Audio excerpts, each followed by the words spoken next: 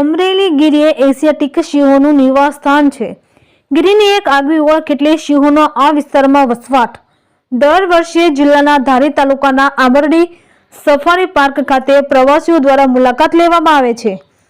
આ સફારી પાર્કમાં વિવિધ પ્રકારના આકર્ષણો વિકસિત કરવામાં આવ્યા છે, જે પ્રવાસીઓ માટે આકર્ષણનું કેન્દ્ર બન્યા છે.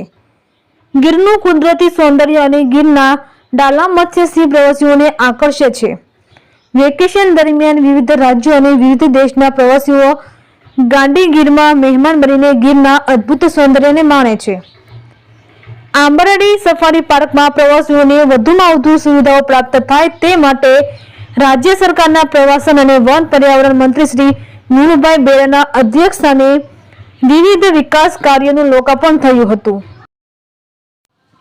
₹21 કરોડ 63 લાખના ખર્ચે 2 ફેઝમાં reception desk, interpretation centre, souvenir shop, waiting area, food court, વિશાળ પાર્કિંગની વ્યવસ્થા, વેઇટિંગ લોજ, સેનિટેશન સુવિધા, પાથવે, સીસીટીવી કેમેરા, આકર્ષક ગેટ, સ્કલ્પચર્સ સહિતની સુવિધાઓ વિકસિત કરવામાં આવી છે. આંબરડી સફારી પાર્ક ખાતે બ્રોન્ઝ લાયન સ્કલ્પચર, મેટલ સિંહ અને હરણનું સ્કલ્પચર, એમ્ફી થિયેટર સહિત વિવિધ પશુઓના સ્કલ્પચર પણ પ્રવાસીઓ માટે આકર્ષણ બનશે. આંબરડી સફારી પાર્ક ખાતે વિવિધ વિકાસ કાર્યોના લોકાર્પણ પ્રસંગે જિલ્લા શાસક શ્રી નારણભાઈ કાછડિયા, વિધાનસભાના નાયબ મુખ્ય દંડક શ્રી કૌશિકભાઈ વેકરિયા, ધારી બગસરાના ધારાસભ્ય શ્રી જેવી કાકડિયા ઉપસ્થિત રહ્યા હતા.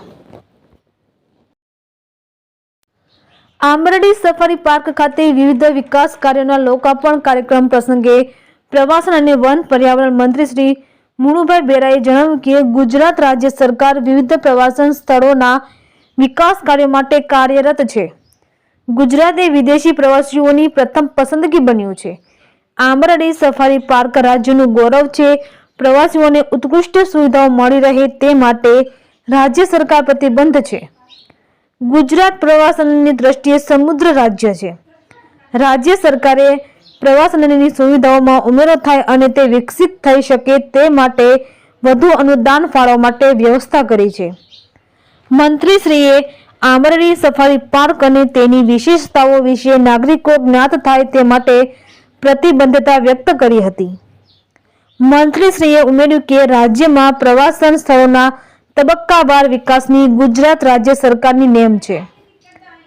આંબરડી સફારી પાર્ક ખાતે વિવિધ વિકાસ કાર્યોના લોકાર્પણ પ્રસંગે જિલ્લા પંચાયત પ્રમુખ શ્રી ભરતભાઈ સુતરિયા, ધારી તાલુકા પંચાયત પ્રમુખ શ્રી, જિલ્લા પંચાયત સભ્યશ્રીઓ, તાલુકા પંચાયત સભ્યશ્રીઓ, વન સંરક્ષક શ્રી ઝાલા, નાયબ જિલ્લા પોલીસ અધિકારી શ્રી વોરા, એસીએફ શ્રી ત્રિવેદી સહિત વન વિભાગ ધારીપુરના અધિકારીશ્રીઓ, કર્મચારીશ્રીઓ અને નાગરિકો સહિતના ઉપસ્થિત રહ્યા હતા. રિપોર્ટર સંજય વાળા, ધારી. 10,000 હેક્ટરમાં પથરાયેલી સફારી એ દુધાળાની આજુબાજુમાં આવેલી છે. ઓપન સફારી આગામી દિવસોમાં મળે તો ટુરિઝમ ક્ષેત્રે અમરેલી જિલ્લાનો ખૂબ મોટો વિકાસ થઈ શકે એવું છે.